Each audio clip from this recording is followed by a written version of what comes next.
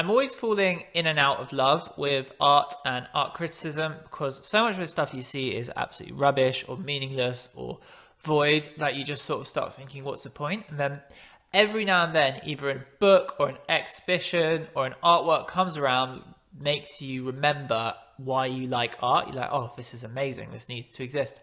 Thank goodness this is here.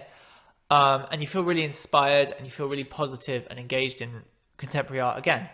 And that's basically the cycle of my life. But anyway, when I read this book, Artificial Hells, it was definitely one of those moments where I was like, yes, art criticism is really important. I'm so happy that this book exists and it makes such valid and interesting points that speak to today's culture more generally. And it's really important we take on board the things which are being said in this book. So I can't think of a more flattering way to start a video, but this book, Artificial Hells by Claire Bishop, is basically all about participatory art, which is also sometimes called relational aesthetics or social art.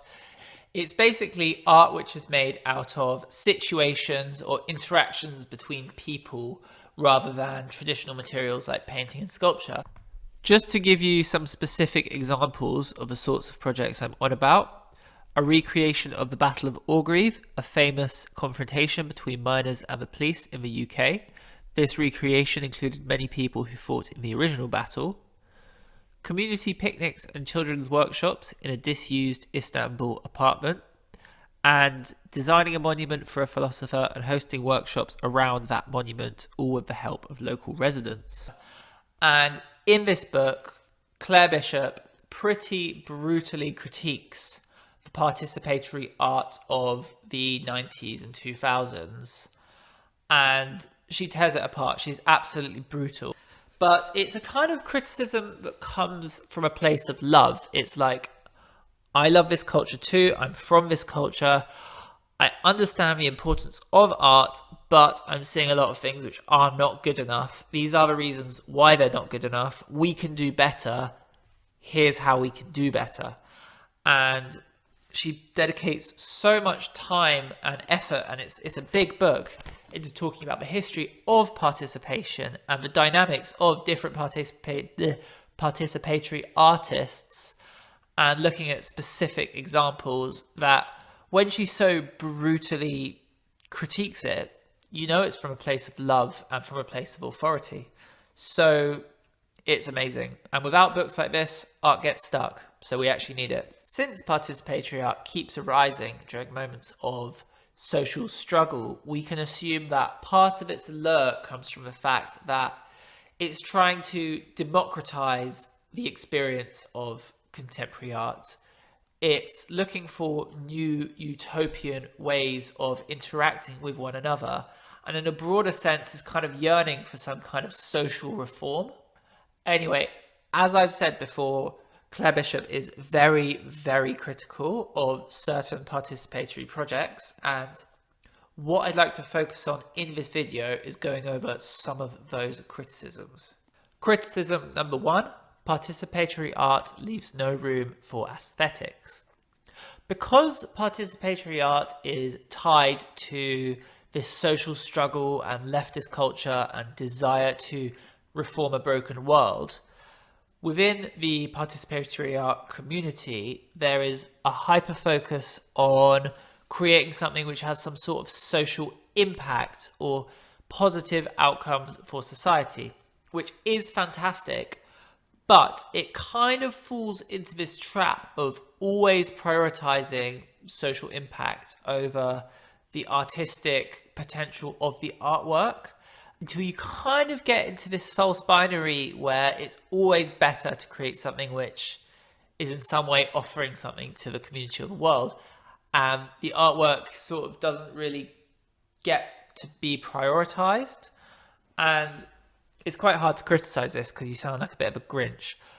But what Bishop argues is that the artworks aren't always that good. This leads to what Bishop calls a reductive framework underpinned by moral indignation, where social practice is mindlessly praised and art for art's sake is always devalued. And in this kind of culture, there is no room to explore things like aesthetics or creativity or artistic mastery. And therefore, you don't really have much room for nuance. And the kind of art that gets made is always very samey.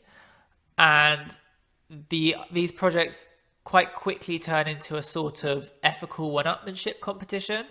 And eventually it gets kind of dull. Bishop argues that aesthetics don't have to be sacrificed at the altar of social change. Criticism number 2, participatory art is not an effective means of social change. Despite the fact that these projects often validate themselves based on the good work they do within a community, Bishop points out that they are never as effective and never as useful to communities as actual charities or activists or NGOs. And so Bishop says, instead of trying to do this very important work and calling it art, why don't you drop the art label and just go straight into activism or straight into becoming a charity or an NGO? Because it would be more effective, the communities you serve would appreciate it more. And if the art label is holding you back, what's the point of holding on to it? Criticism number 3, participatory art is exempt from art criticism. Because participatory art has a kind of ethical stance and because it does good, it's very hard to criticize these projects without looking like some sort of miserable, grumpy old conservative. And that's not necessarily a good thing, because in order to have the best possible artworks and the most interesting art projects, they need to be criticized rigorously so that they can evolve and so that they can grow. But the fact is that these projects have kind of become immune to this criticism because no one wants to be seen criticizing ethical stuff. And as a result, the projects aren't as interesting and the culture is not evolving as well as it could be. Criticism number 4, it relies on bad documentation. Because of the very nature of participatory art, it kind of has a you had to be there vibe about it. Fine, that means that if you're lucky enough to be there, amazing, but the vast majority of us are not going to see the artwork firsthand. We're going to have to rely on documentation, whether that be photos, videos, or text. And with a lot of these projects, all we really get to work with are a few terrible, blurry pictures of people in a room. And obviously, because social practice or participatory art is situations, it is just a picture of a bunch of people and we've got no idea what's going on. And that's something that could be improved because it makes it just very unappealing and very confusing and very hard to work out what's happening. So these are just some of the many criticisms in this book. I just picked out the ones which I resonated with the most. It's a really big book, and Bishop also spends a huge portion of this book talking about participatory art in the West, in Latin America, in Russia. It's really, really interesting, and I couldn't recommend it more. As I mentioned at the beginning of this video, this wave of participatory art was born out of this moment where communism had died, the left was falling apart, and it seemed like capitalism had taken over everything. And as a result, it seemed like there was a very intense pressure on the shoulders of a lot of these artists to use art to generate spaces which were outside of the realms of capitalism. And I think that maybe that was just a bit too much pressure, and so much was sacrificed, creativity and aesthetics, and everything was sacrificed to try and turn art into this last wave of resistance. And it kind of obviously didn't work, because how would it work? And I think that's where the root of a lot of these criticisms come from. Anyway, that's my opinion. I also think it was very brave of Bishop to put forward such a bold criticism of projects which are so socially engaged and come from this leftist culture, because Bishop is a leftist herself, but in putting forward such a dramatic criticism of these projects, she kind of risked being demonized or being made to look like she's right-wing or being cancelled or something like that. But she went ahead and did it.